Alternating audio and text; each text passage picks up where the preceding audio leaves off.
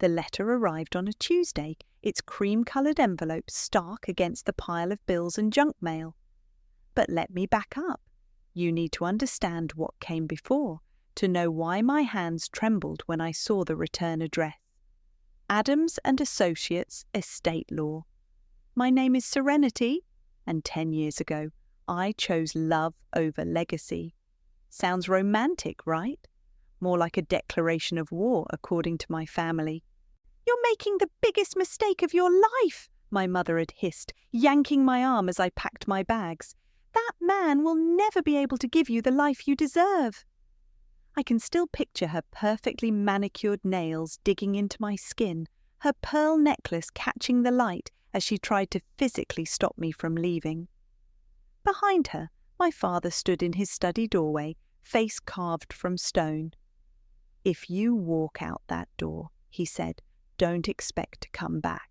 My sister Sadie watched from the top of the stairs, her expression a mixture of horror and, was that satisfaction? She'd always been the good daughter, the one who dated the right boys from the right families, who never questioned our parents' grand plans for the Sims empire. "I'm marrying Alec," I said, wrenching free from my mother's grip. "He's kind, he's brilliant, and he makes me happy. Why isn't that enough?" "Because happiness doesn't build empires," my father spat. "That boy is nobody. No connections, no family name, nothing to offer but—" "What? Love?" He practically choked on the word. "Yes," I said, "love. Maybe if you understood what that meant, you wouldn't be so bitter." The slap echoed through the marble foyer. My mother's handprint burned on my cheek, but I refused to flinch. "Get out," she whispered. "You're no daughter of mine."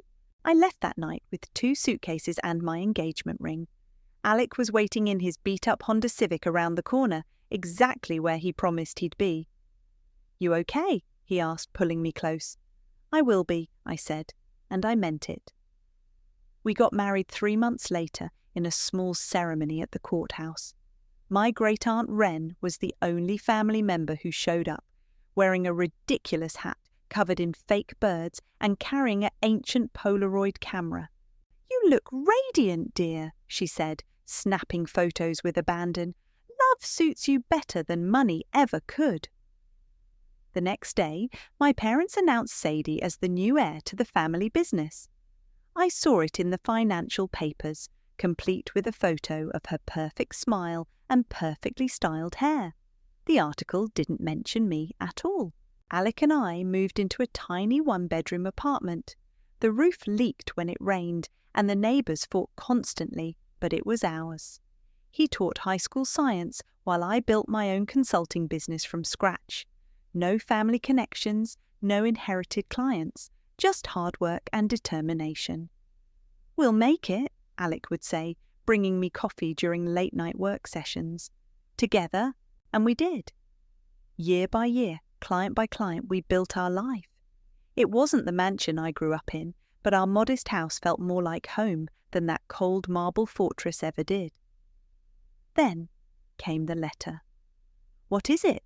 Alec asked, finding me frozen at the kitchen counter. "It's from Aunt Wren's lawyers," I said, turning the envelope over in my hands.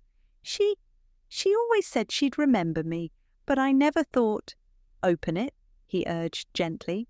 The paper inside was thick, expensive, the kind my father would approve of. But it was the words that made my coffee go cold. "Dear Miss Serenity Sims, we regret to inform you of the passing of your great-aunt Wren Adams. In accordance with her final wishes, you have been named the primary beneficiary of her estate, including her controlling shares in Sims International Holdings." I stopped reading, my vision blurring. "Serenity?" Alec's voice seemed far away. "What is it?" I looked up at my husband, the man my family had deemed unworthy, and felt a smile spread across my face. "It seems Aunt Wren left me a gift. A very, very interesting gift." "How interesting?" I handed him the letter, watching as his eyes widened. Interesting enough to make my dear family very, very nervous. The morning paper lay on the counter, its business section featuring a familiar headline: Sims International Faces Crisis Amid Market Downturn. Below it, a photo of my sister Sadie, looking considerably less perfect than she had 10 years ago. Sometimes karma takes its time, but when it arrives, oh, what a glorious thing it is to witness. 10 years of building a life from scratch teaches you a lot about what really matters. While my family was hosting charity galas and chasing headlines, I was learning how to make something real. Another 5-star review, Alec announced, scrolling through his phone at breakfast. Your client says you saved their entire marketing strategy. I smiled over my coffee. Small businesses are the backbone of the economy. They just need someone to show them how to compete with the big guys. My consulting firm had grown from a laptop on our kitchen table to a respected boutique agency. No fancy office. I worked from home and kept my overhead low.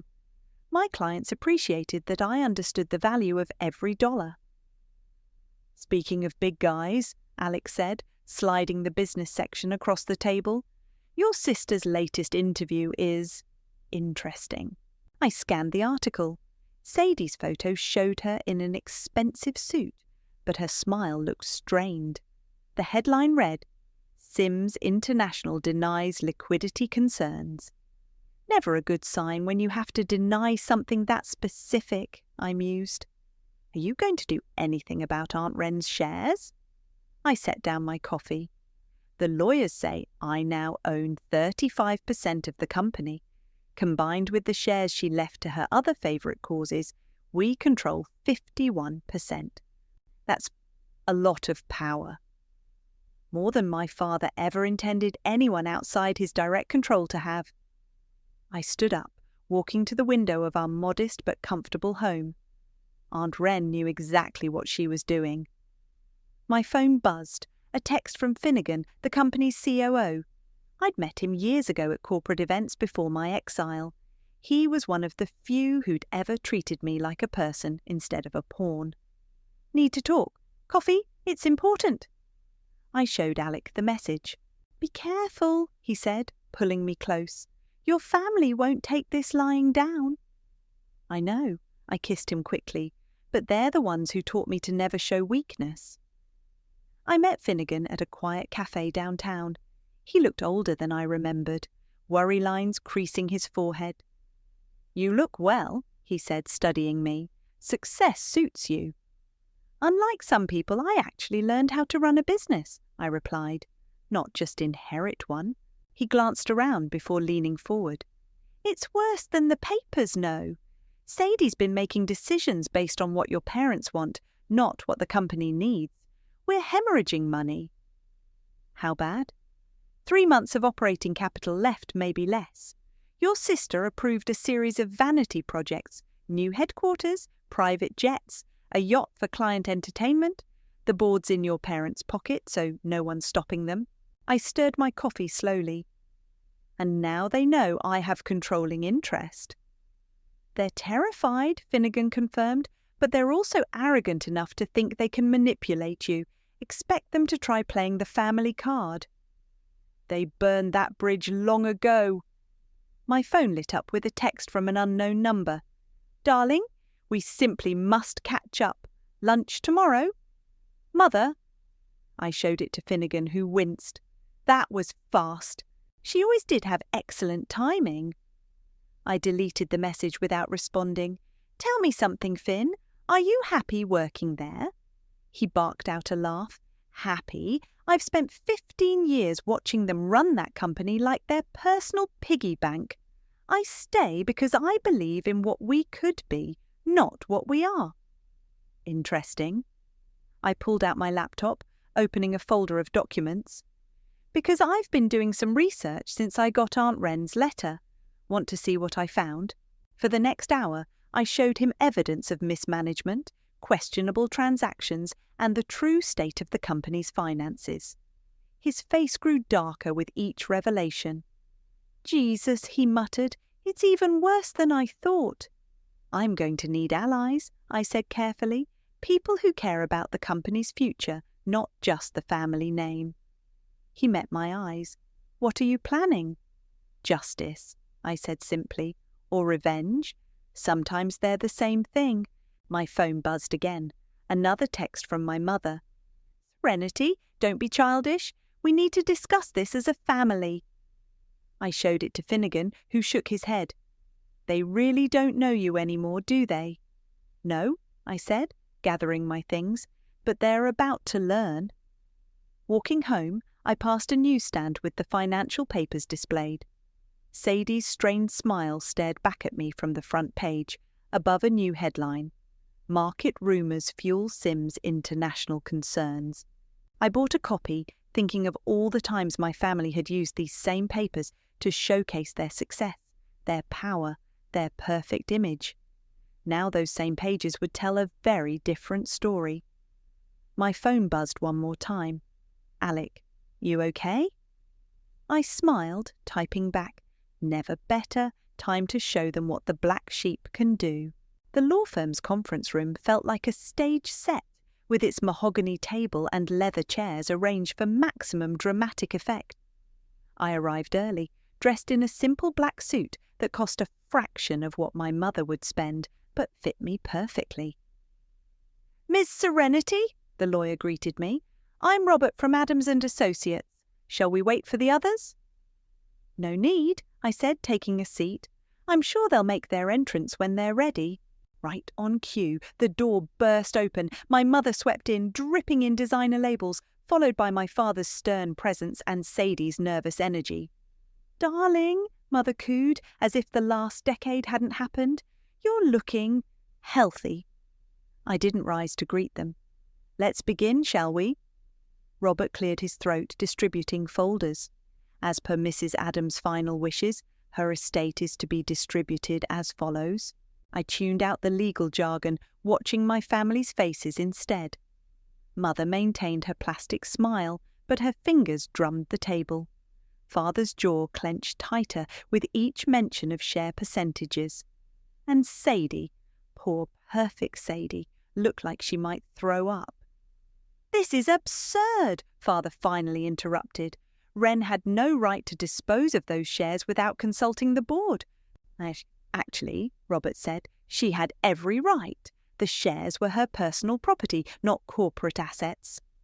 "Serenity," Mother leaned forward, pearls clicking against the table. "Surely we can discuss this privately, as a family." "Like we discussed my marriage?" I smiled. "Or my disinheritance?" "You made your choice," Father snapped. "Yes, I did, and Aunt Wren made hers." The door opened again, and Finnegan entered with Nash, the CFO. Nash's face darkened when he saw me. He'd always been Sadie's creature. "What are they doing here?" Mother demanded. "I invited them," I said.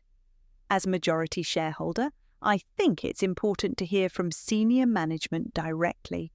How are those quarterly projections looking, Nash?" He shuffled his papers, avoiding my eyes. "We're adjusting our forecasts." "Is that what we're calling it?" Finnegan muttered. Sadie shot to her feet. "This is ridiculous. You can't just walk in here after 10 years and what?" I cut her off. "Save the company you're running into the ground? Protect the legacy you're destroying?" "That's enough," Father thundered. "We can offer you a very generous buyout. Name your price." I laughed. "With what money? The company's cash reserves that you've depleted? The emergency fund that paid for Mother's new summer house?" Nash went pale. "How did you—" "I've been doing my homework," I said, pulling out my own folder. "Would anyone like to explain these transactions to me, or should we call in the SEC?" The room went silent. Mother's smile finally cracked. "What do you want?" she whispered. "Everything," I said simply. "Board control, management oversight, full audit of all accounts." "You'll destroy us," Sadie whimpered. "No, sister dear, you've already done that. I'm just here to clean up the mess." Father stood slowly, his height no longer intimidating to me. "You think you can run this company better than we can?" "I built my own business from nothing. What have you done lately except spend money you didn't earn?" I made this company what it is, he roared, and now I'm going to save it from what it's become. I turned to Robert. Please proceed with the transfer of voting rights. I'll have my team contact you about board restructuring. Serenity, please, Mother tried one last time. We're family. No, I said, standing. We're business associates now, and you're all terrible at business. I walked to the door, then turned back. Oh, and Sadie, you might want to cancel that order for the new corporate jet. We're going to be making some budget cuts. In the hallway, Finnegan fell into step beside me. That was impressive. It's not over, I warned. Nash will run straight to the board with this. Let him. The numbers don't lie. My phone buzzed. Alec, how did it go? I typed back. Phase 1 complete. They're scared. Another message popped up from an anonymous number. You have no idea what you're getting into. Back off now. I showed it to Finnegan, who frowned. Threats already? They're predictable at least. I deleted the message. Set up a full management meeting for tomorrow. It's time to see who's really on which side. And if they resist?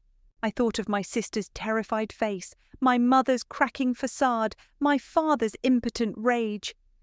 Then they'll learn what real power looks like. Not the kind you're born into, the kind you earn. The elevator doors opened to the lobby, where reporters were already gathering. Someone had tipped them off. Ready for this? Finnegan asked. I straightened my jacket. I've been ready for 10 years. The boardroom fell silent as I took my seat at the head of the table, my father's chair. His face turned an interesting shade of purple as he was forced to sit among the regular board members. Let's begin, I said, opening my laptop. First agenda item, our current financial position. Nash shuffled his papers nervously. Perhaps we should discuss this in a smaller group. No, I cut him off. Everyone needs to hear this. Show them the real numbers. I must protest, he stammered. These figures are sensitive. Project them, now. Finnegan stepped in, connecting his laptop to the display. The screen filled with rows of red numbers. As you can see, he said, our cash position is critical. Operating expenses have exceeded revenue for the past 6 quarters. A murmur ran through the board members. My mother's perfectly manicured nails dug into her armrest. That's impossible, one director protested. The quarterly reports showed what the previous management wanted you to see, I interrupted. Nash, would you like to explain why the board received different numbers than our auditors? Sweat beaded on his forehead. There were adjustments made for presentation purposes. You mean fraud? I said flatly. Let's call it what it is. Sadie jumped up. You can't just come in here and accuse... Sit down, I ordered. She dropped back into her chair like a puppet with cut strings. Now, about that loan default notice we received this morning. The room erupted. Board members shouted questions. My father tried to speak over them, and Mother pressed her fingers to her temples as if warding off a migraine. Quiet, I commanded. The room fell silent again. We have 2 weeks to secure new financing or restructure our debt. Otherwise, we default on our obligations and face bankruptcy. This is absurd, Father growled. We have relationships with every major bank. Had relationships, Finnegan corrected, before you burned through their credit lines on vanity projects. I pulled up another document. Speaking of which, let's discuss the recent expenditures. A $50 million office renovation, 3 corporate jets, a yacht that's been used twice. Client entertainment is essential, Mother protested weakly. So is paying our suppliers, I shot back, many of whom haven't received payments in 60 days. Nash cleared his throat. If I might suggest... You might not, I cut him off. In fact, security is waiting to escort you to your exit interview. We'll be turning your files over to our forensic accountants. His face went from red to white. You can't. I can and I am. Goodbye, Nash. 2 security guards appeared at the door. Nash looked to Sadie for help, but she was staring at the table, shoulders shaking. "Now," I continued as Nash was led out, "here's what's going to happen.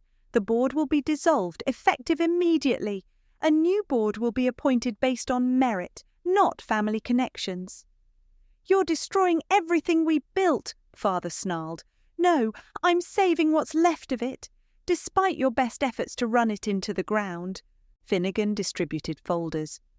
"These are the restructuring plans. We'll need immediate action on all fronts." "This is a coup," one director protested. "This is survival," I corrected. "Anyone who doesn't like it can leave. Now." Nobody moved. They all knew their cushy board positions were their last link to power. "Serenity," Mother tried, her voice honey-sweet. "Darling, you're being hasty. Let your father guide you through this transition, for the family's sake." I laughed. "Family? You mean the people who threw me out for marrying the man I loved, who handed everything to Sadie because she played by your rules. That family." "I did everything you wanted," Sadie whispered. "Everything, and look where it got us." "Yes," I agreed, "look where it got us." My phone buzzed, a message from our banking contact. "Default notice goes public in 48 hours unless payment received." I showed it to Finnegan, who nodded grimly. "One last thing," I announced. "All family members are suspended from operational roles, pending review. That includes you, Sadie. Clear out your office by end of day." "You can't do this to me," she pleaded. "Where am I supposed to go?" "Maybe try building something of your own for once," I suggested. "I hear it builds character." The meeting ended in chaos, but I remained seated, watching them file out. My parents were last, Father's arm around Mother's shaking shoulders. "You'll regret this," he warned from the doorway. "No," I said quietly, "I really won't." Finnegan stayed behind, reviewing notes. That was brutal. It had to be. I stood, straightening my jacket. "Call our lawyers. We need to move fast on the restructuring before that default notice hits the press." "And your family?" I looked out the window at the city skyline, my city now. They made their choices. Now they can live with the consequences. My phone buzzed again. "Alec, you okay?" I smiled, typing back. "Better than okay. I'm just getting started." The attempts to undermine me started within hours. First came the tearful phone call from Sadie. "Please," she sobbed, "I don't know how to do anything else. This company is my whole life." "That's the problem," I replied, hanging up. Then Mother appeared at my temporary office, wearing her most expensive suit and her most wounded expression. We need to talk about your father's health," she said, uninvited, perching on my visitor's chair. "This stress could kill him." "Funny how his health wasn't a concern when you were spending the company into the ground." "We can fix this together," she pressed. "As a family, your father is willing to mentor you." "Stop." I looked up from my computer. "This performance might work at your charity galas, but it won't work here." Her mask slipped for a moment, showing the steel beneath. "You always were an ungrateful child. And you always were a manipulative witch. Are we done?" She stood, smoothing her skirt. "You'll need us. Soon. The board has connections you can't imagine." "Had connections," I corrected, "past tense." After she left, Finnegan rushed in. "We have a problem. Someone's been shredding documents in the financial department." "Nash's people?" "Has to be, but that's not all." He dropped a stack of papers on my desk. "These were hidden in a separate accounting system. Look at the dates." I scanned the documents, feeling my blood pressure rise. They've been cooking the books for years. Mother's signature is on half of these. And Sadie's on the other half. They were siphoning money into personal accounts through shell companies. My phone buzzed, a text from an unknown number. "Back off now, or these documents go public." Attached was a photo of my marriage license with some interesting annotations. I showed it to Finnegan. "They're getting desperate."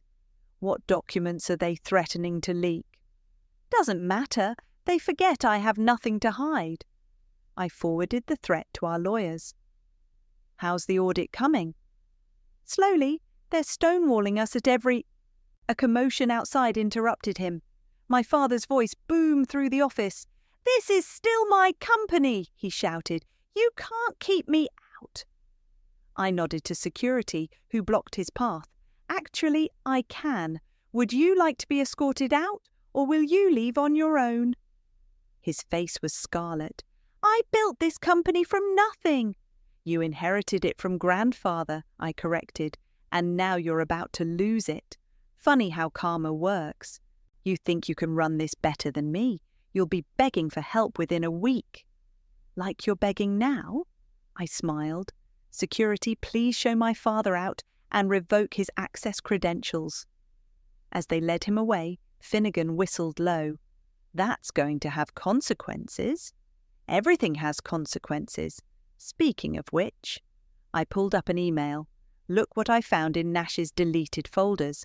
The email detailed a complex scheme to hide losses through creative accounting. Sadie's name was all over it. "This is criminal," Finnegan said quietly. "Yes, it is, and now we have proof." My phone rang. Alec. "Hey, you need to see the news." I pulled up the business headlines. "Sims International Leadership Crisis Deepens. Sources report family power struggle." "They're trying to make this look like a petty family feud," I said. "Isn't it?" Finnegan asked. "No, it's justice." Another email popped up, from Mother. "Darling, think of what this publicity will do to all of us, to the family name. Please, let's discuss terms." I forwarded it to our lawyers without responding. "They're scared," Finnegan observed. "They should be. Call the SEC. It's time to make this official." "That's going nuclear. There's no coming back from that." "Good." I stood, walking to the window.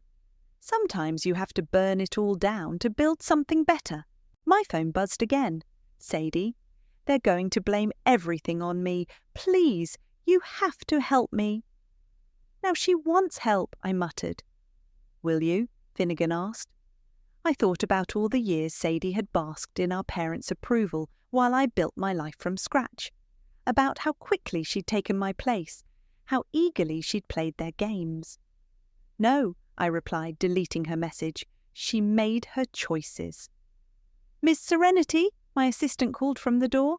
"The SEC investigators are here." I straightened my jacket. "Show them in and get me the full audit team." "Your family won't survive this," Finnegan warned. "They stopped being my family a long time ago." I gathered my files. Now they're just people who need to face consequences. The investigators filed in, faces serious, notepads ready. Time to show them exactly what my perfect family had been hiding all these years. Sometimes revenge doesn't need to be complicated. Sometimes you just need to tell the truth. The headlines exploded like bombs. "Sims International Scandal, SEC launches full investigation." Every financial news channel ran the story on repeat.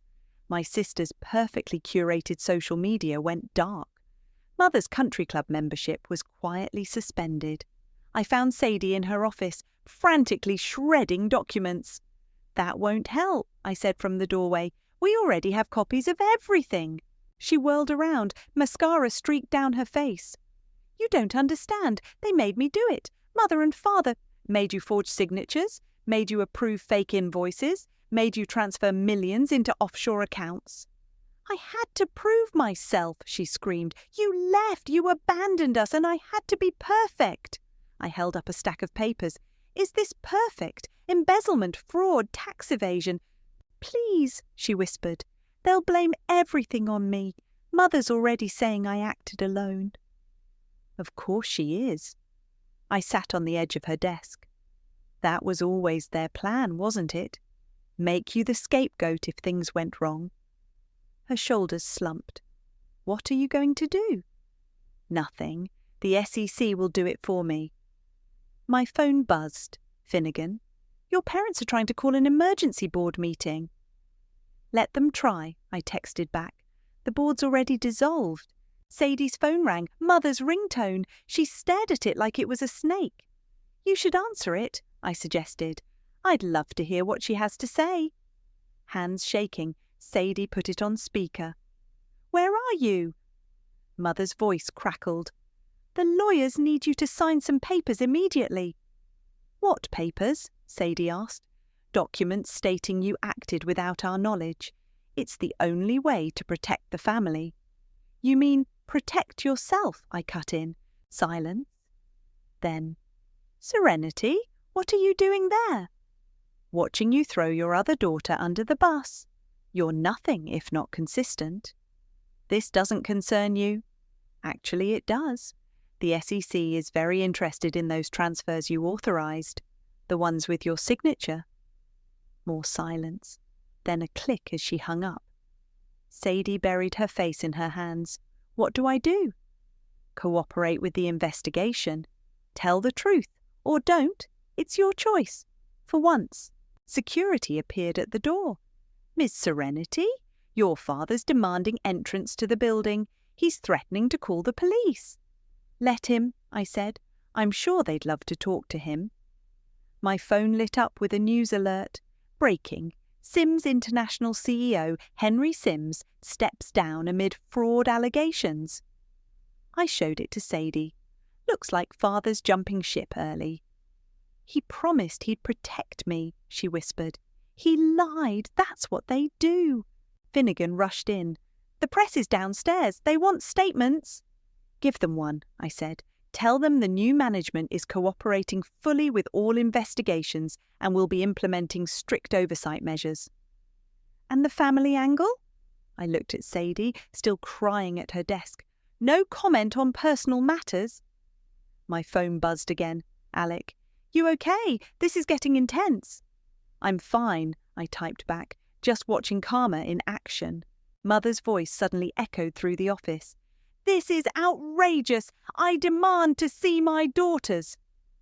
I stepped into the hallway. She stood there in her designer suit, but her perfect facade was cracking. Security, I called. Please escort Mrs. Sims out. She's no longer welcome here. You ungrateful little... She lunged forward, but security caught her arms. I'll contest the will. I'll sue you for everything. Go ahead, I said calmly. I'm sure the courts would love to see our evidence. As they dragged her away, her screams echoed through the building. You'll regret this. Both of you will pay. Sadie appeared beside me, watching our mother's exit. She never loved us, did she? No, we were just assets to be managed. What happens now? Now? I checked my phone, more headlines rolling in about the scandal. Now you get a lawyer, a good one, and you decide who you want to be without them controlling you. Will you help me? I thought about all the years of her smug superiority, her willing participation in my exile. No, but I won't hurt you either. You've done enough damage to yourself. My phone buzzed one last time, a text from Father.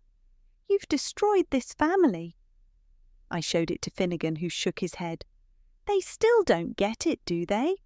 No, I replied, watching Sadie pack up her office under security supervision.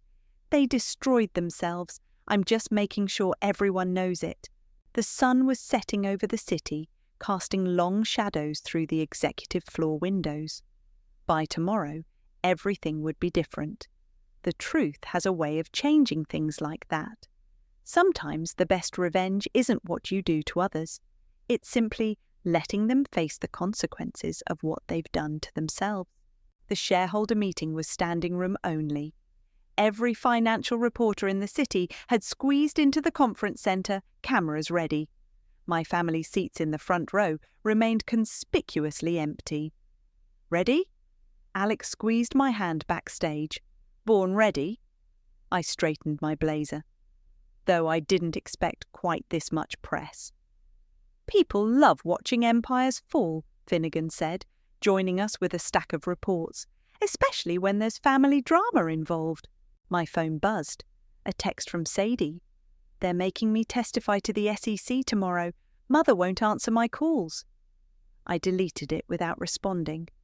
The stage manager signalled it was time.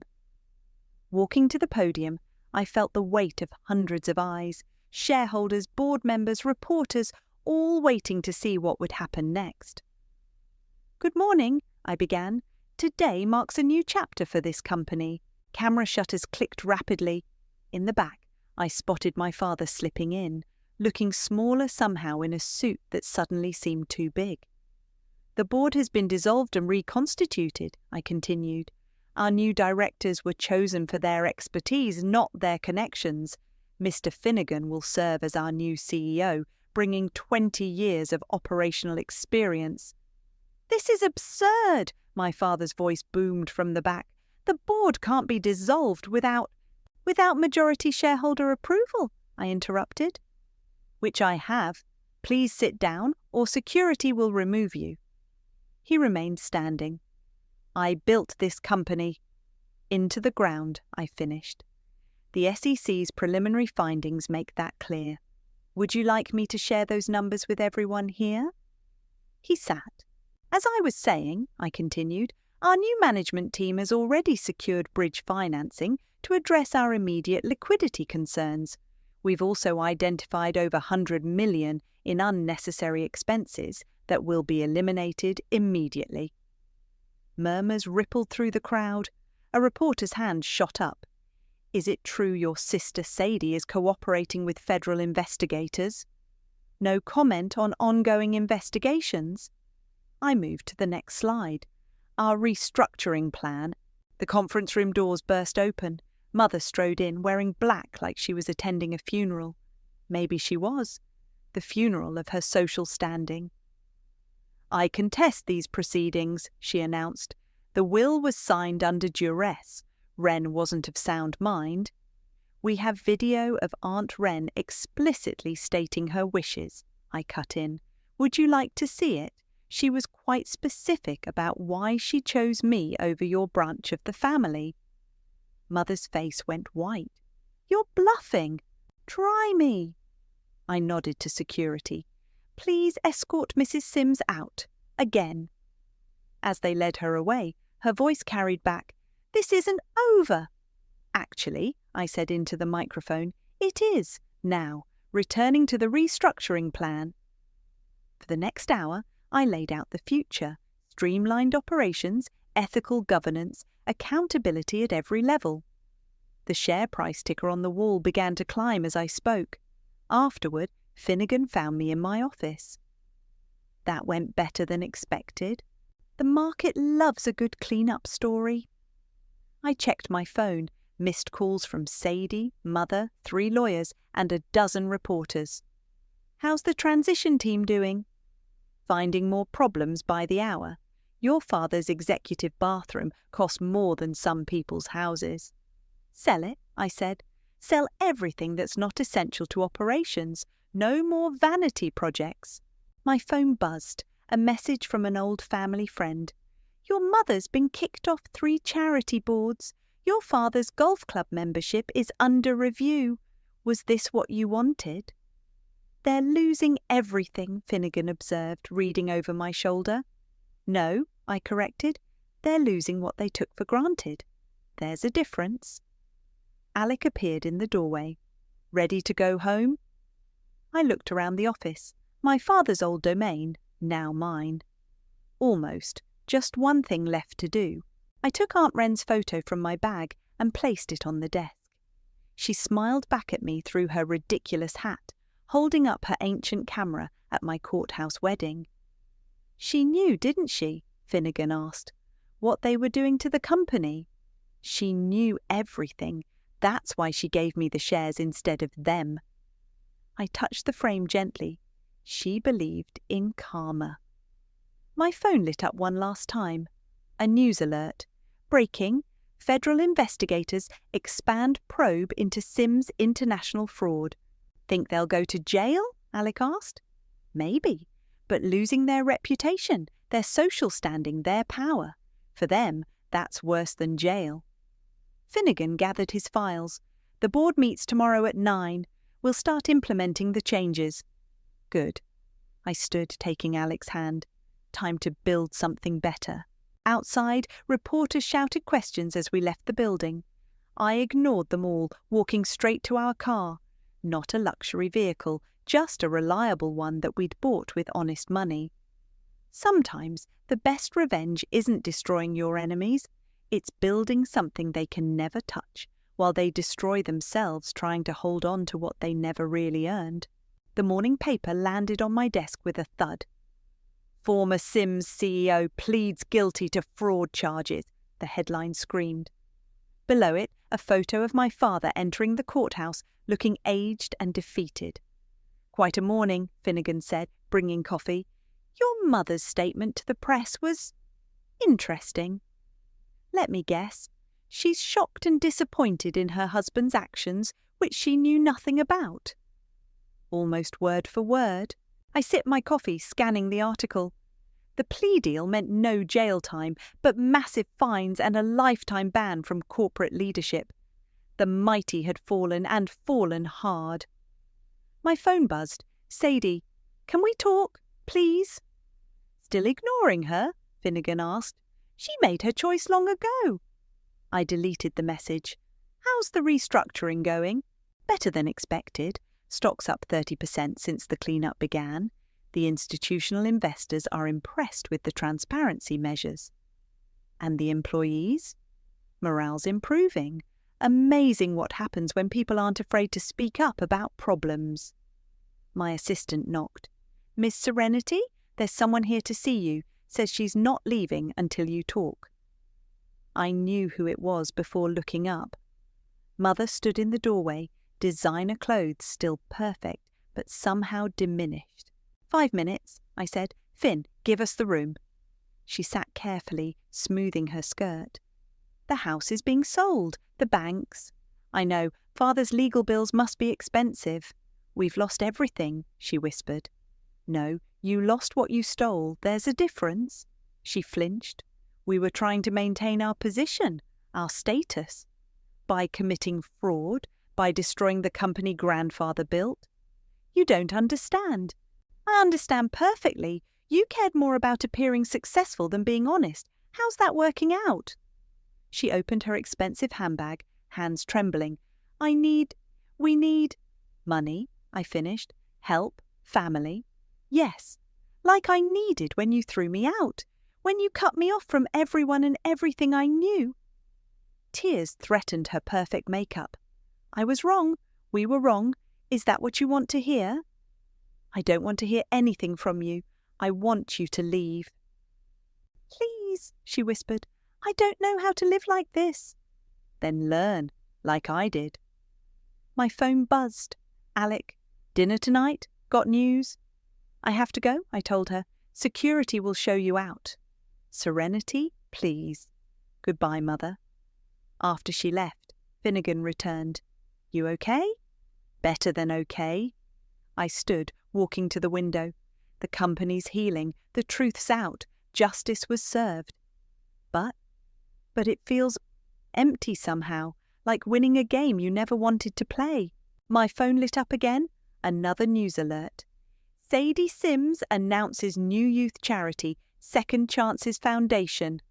"Well," Finnegan said, reading over my shoulder, "that's unexpected. Maybe she learned something after all."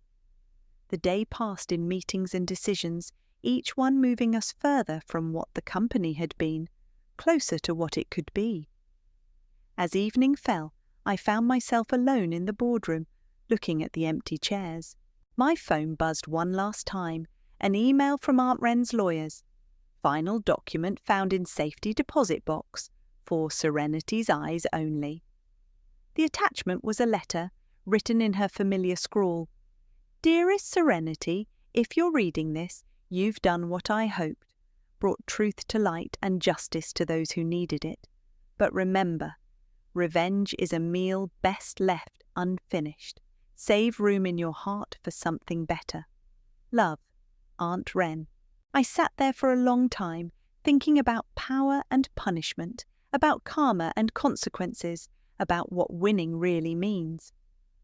Alec found me there. "Ready for dinner? Got something to tell you." "Good news?"